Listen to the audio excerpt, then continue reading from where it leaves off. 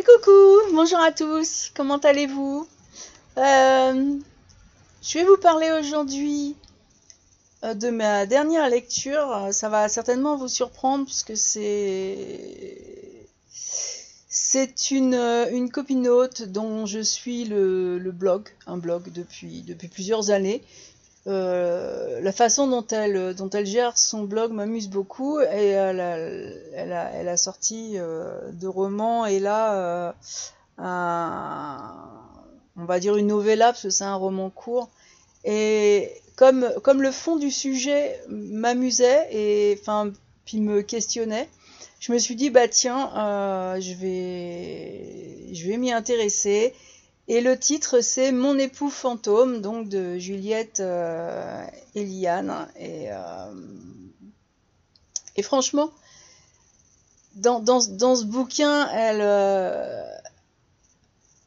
alors c'est quelqu'un qui s'intéresse à l'Asie, donc évidemment là on est sur une thématique de l'Asie, même si ça se passe pas du tout en Asie.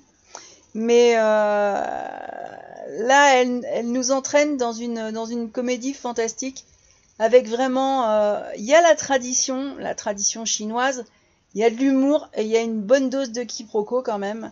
Et elle s'est inspirée de l'ancienne coutume chinoise. Alors, je ne sais pas vraiment comment ça se prononce, donc pardonnez-moi. Le Mingun, c'est un mariage où l'un des époux est déjà décédé. Et ouais. Alors, je connaissais cette coutume qui normalement a disparu, mais apparemment elle perdure. Et là, dans ce roman qui est vraiment rafraîchissant, j'avais besoin d'une lecture comme ça. Eh bien, on a une petite réflexion inattendue sur la vie, sur la mort hein, et sur l'amour. Et c'est vraiment, vraiment super sympa. Donc,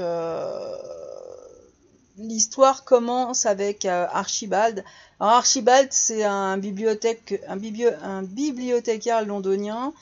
Il a une routine confortable, lui, mais tout à coup, sa vie prend un grand tournant, bouleversé par une rencontre totalement impromptue avec un club de vieilles dames avec un flair qui est aussi léger que farfelu. Et il est toujours... Archibald, c'est un personnage qui est vraiment attachant, il est tiraillé entre sa nature timide et les exigences totalement inattendues de cette petite assemblée très pétillante. Et du coup, il se retrouve embarqué dans une aventure vraiment super singulière. Et le véritable coup de théâtre, comme je vous en ai parlé tout à l'heure, c'est lorsqu'une membre du club lui propose de l'unir à son petit-fils récemment décédé.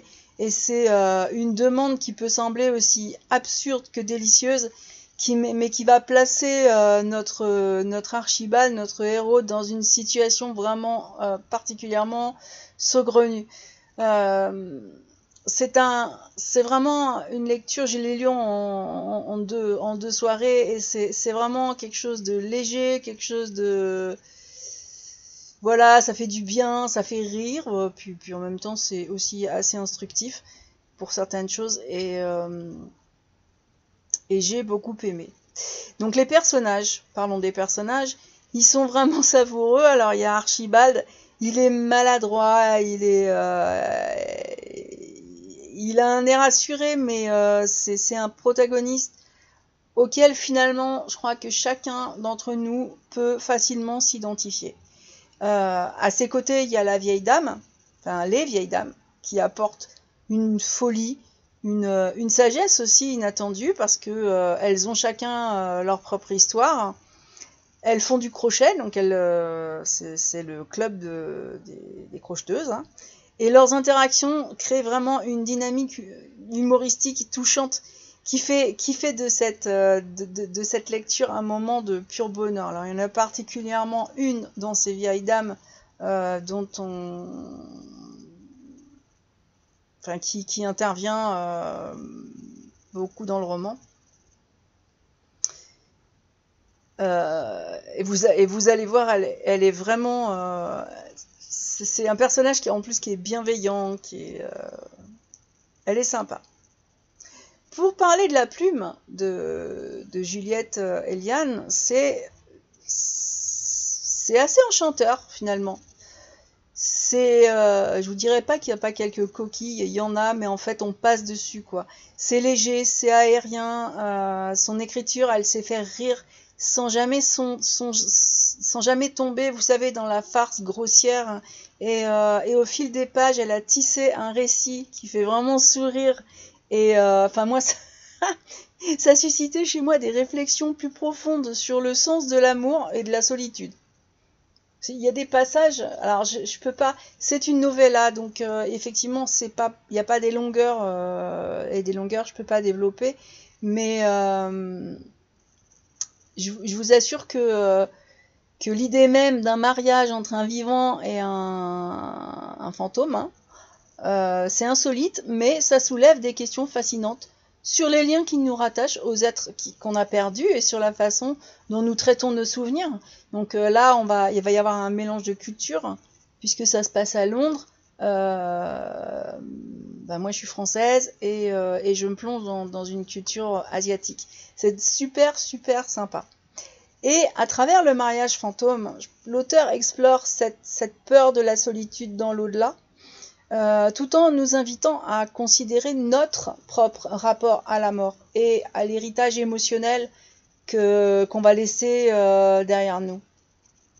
Hein, c'est un mélange de légèreté, de profondeur, et ça fait de Mon époux fantôme une lecture qui est étonnamment riche, malgré son format très court. Alors, moi qui suis une passionnée de littérature, j'ai trouvé vraiment dans ce roman une chouette découverte, donc grâce à ma copinote, hein, donc je la remercie, c'était vraiment une chouette idée d'écrire ça. C'est une œuvre pleine, l'écriture est jeune, mais l'œuvre elle est pleine de potentiel et ça prouve que l'imagination et l'humour peuvent vraiment aisément cohabiter avec des réflexions beaucoup plus sérieuses sur la condition humaine. Alors si je devais résumer, bon, franchement j'ai passé un chouette moment de lecture. C'est pas... Je m'attendais à quelque chose de chouette, mais pas à ce point-là, donc c'est une bonne surprise. Et Mon époux fantôme, c'est une comédie qui est charmante, qui est intrigante, et franchement qui mérite d'être lue et partagée pour soutenir une jeune romancière, Juliette Eliane, qui est parvenue vraiment à me captiver avec un univers où le fantastique se mêle assez merveilleusement à la réalité. Et ça fait de ce livre un petit régal pour les amateurs de récits originaux. Et c'est surtout à ne pas manquer pour ceux qui cherchent une échappatoire ludique émouvante, et émouvante. C'est ce que je cherchais, moi. J'ai abandonné un bouquin. Enfin, je l'ai abandonné, je l'ai repris, je l'ai abandonné, je l'ai repris. C'est vrai que c'est quelque chose de lourd. Et avant de réattaquer sur d'autres bouquins, et ben ce petit roman court m'a fait vraiment beaucoup de bien. Et je me suis permise d'analyser quand même les thèmes du roman Mon époux fantôme, parce que ça révèle une richesse narrative qui a transcendé pour moi la simple comédie fantastique, en intégrant la tradition du Mingun. L'auteur aborde des questions profondes sur l'amour, sur la solitude, sur la mort, sur la mémoire. Bon, pas que, mais il y a des thèmes que je développe pas parce que sinon c'est le spoil immédiat. Donc voilà, tout ça c'est en gardant une légèreté ludique et ça rend son récit accessible, plaisant. Donc moi j'ai retenu les thèmes principaux, donc je vais vous en parler. L'amour au-delà de la mort. C'est quelque chose que j'ai vraiment aimé, même si je vous parle d'une comédie, de quelque chose. Il faut savoir que c'est pas un long fleuve tranquille non plus. il y a quand même une intrigue, il y a quand même des rebondissements, il y a quand même, tout n'est pas joyeux. Et justement, le concept même du mariage fantôme, ça présente une exploration unique de l'amour qui ne s'arrête pas avec la mort. C'est bon, évidemment, il y a des dérives, hein, et ça, je vais pas m'étaler là-dessus, mais en mariant Archibald, qui n'a rien demandé d'ailleurs à un fantôme, Juliette et Eliane remet en question les conventions sociales qui concernent les relations, l'engagement. Dans l'histoire, l'union avec cet être décédé, ça pousse à réfléchir aussi sur la manière dont les vivants continuent à entretenir des liens avec leurs proches disparus et dans quelle position on peut mettre les disparus en continuant à... Comment dire, sans vendre... Il peut y avoir trois mondes. La vie, la réflexion, la mort. Et est-ce qu'on peut mourir sereinement si on a gardé des...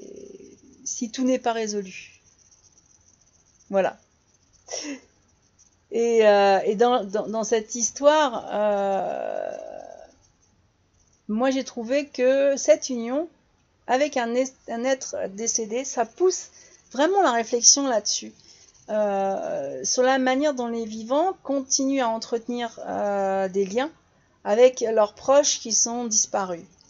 Et cette dynamique, pour moi, ouvre une porte à des interrogations sur le lien émotionnel et spirituel qui transcende la mortalité.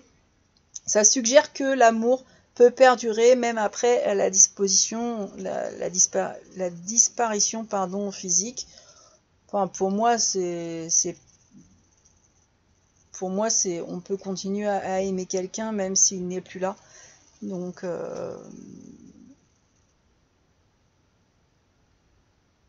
voilà, et je pense que c'est vrai pour beaucoup de personnes. Alors, comme thématique, j'ai relevé aussi la solitude et l'angoisse de l'au-delà. Parce que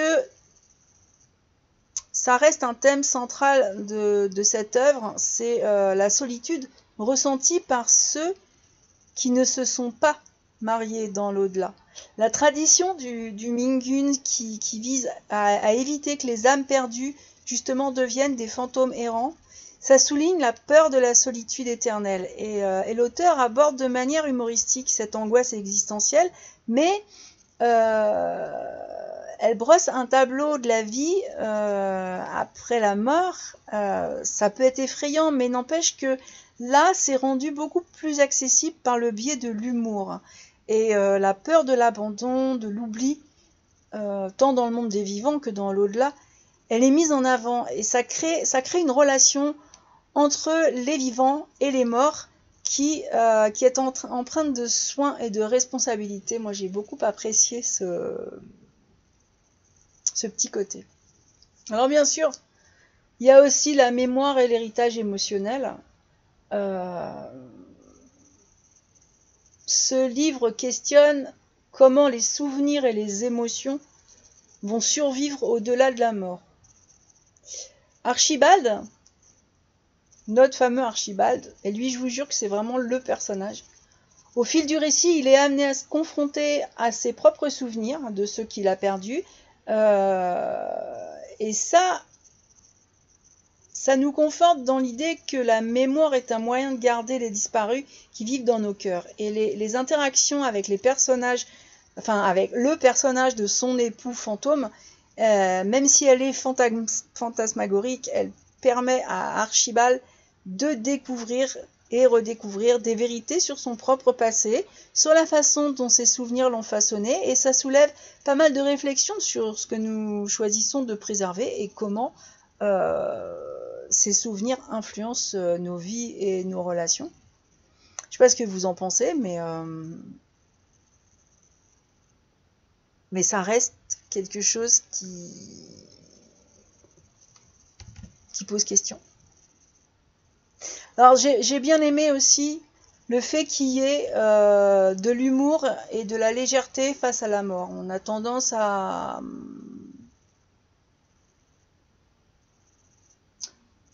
D'abord, ce qui se passe quand on est mort, on n'en sait rien. Il n'y a personne qui est jamais revenu pour nous le dire.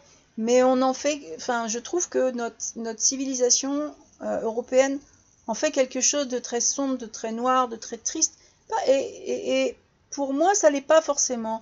Et là, l'auteur mêle assez habilement l'humour et les réflexions profondes. Et ça rend la lecture à la fois divertissante et significative. Et c'est pas, il n'y a rien qui peut choquer. Donc en fait, en abordant la mort avec beaucoup plus de légèreté, cet auteur invite le lecteur à ne pas voir la mort comme un tabou, mais plutôt, et d'ailleurs, de par cette vieille femme asiatique, de le voir comme une part intégrante de la vie, que la vie fait partie de la mort. Et cet humour qui s'exprime donc notamment à travers les personnages très excentriques et les situations cocasses, ça permet de désamorcer, à mon sens, la gravité du sujet, tout en l'habillant d'une douceur qui résonne bien en fait. Et la comédie devient une jolie manière de célébrer la vie, même dans les moments les plus sombres. C'est vraiment à lire pour se le mettre un petit peu dans l'esprit. Et pour moi, c'est vraiment intéressant. Alors j'ai gardé en idée, parce que peut-être que finalement l'auteur n'a pas du tout pensé à ça et que je fais comme quand on passe le bac et, et qu'on imagine ce que l'auteur a voulu dire et pas du tout. Mais pour moi, il y a quand même un thème sur l'identité et la transformation personnelle. Parce que le parcours d'Archibald, il devient celui d'une quête identitaire. Il y a l'intrusion du fantastique dans son quotidien et ça l'oblige à sortir de sa zone de confort, ça l'oblige à redéfinir ce qu'il perçoit comme normal et ça crée même des sentiments qu'il ne soupçonnait pas. Et à travers cette transformation d'Archibald, eh bien, il évolue vers une version de lui-même beaucoup plus ouverte, beaucoup plus capable d'affronter ses peurs aussi. Et cette dynamique, cette dynamique de croissance personnelle, elle offre une magnifique métaphore au voyage intérieur que chacun d'entre nous doit entreprendre face à la vie et à la mort. Si vous avez choisi de participer au défi des 12 mois, c'est un livre que je vais proposer dedans. Alors une lecture commune, pourquoi pas,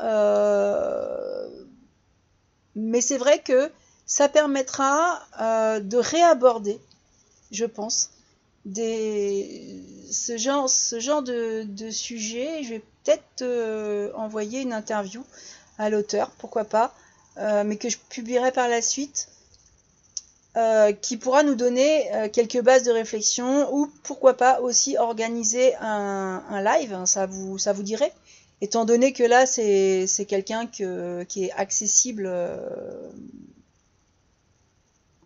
Pour moi, on peut aussi faire un live pour qu'elle nous éclaire sur certaines questions qu'on peut se poser. En tout cas, Mon époux fantôme, c'est vraiment l'œuvre qui brasse des thèmes complexes de manière vraiment ludique et accessible. Donc en explorant l'amour au-delà de la mort, la solitude et les liens émotionnels, l'auteur nous invite vraiment à réfléchir sur notre propre rapport à la vie et à ceux qui nous ont quittés. Et cette comédie vraiment fantastique par son humour et son esprit permet de traiter des sujets sérieux sans jamais perdre sa légèreté. À mon sens, ça fait de ce mini-roman une lecture qui est divertissante et quelque part profondément éclairante, parce que vous verrez que on a envie d'en savoir plus sur cette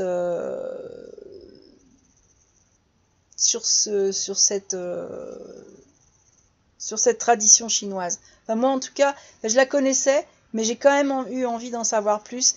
Et du coup, ça donne vraiment quelque chose d'intéressant. Et en plus, je suis sûre que l'auteur en sait beaucoup là-dessus, puisque son blog c'est Asia Forever, et qu'elle m'a déjà appris beaucoup de choses sur la vie en Asie, sur les rituels, sur des tas de choses que j'ai envie de découvrir parce que ça m'intéresse, parce que c'est toujours chouette ces moments de partage. Non, n'est-ce pas? Voilà, alors j'espère vous avoir donné l'envie de découvrir ce petit roman. Clairement, hein, en plus, c'est vraiment une opinion. Enfin, de toute façon, même quand je suis en service presse, je préfère ne pas chroniquer, annuler ou franchement donner mon regard. Là, c'est pas du tout un service presse. J'ai acheté son livre et parce qu'il me faisait envie.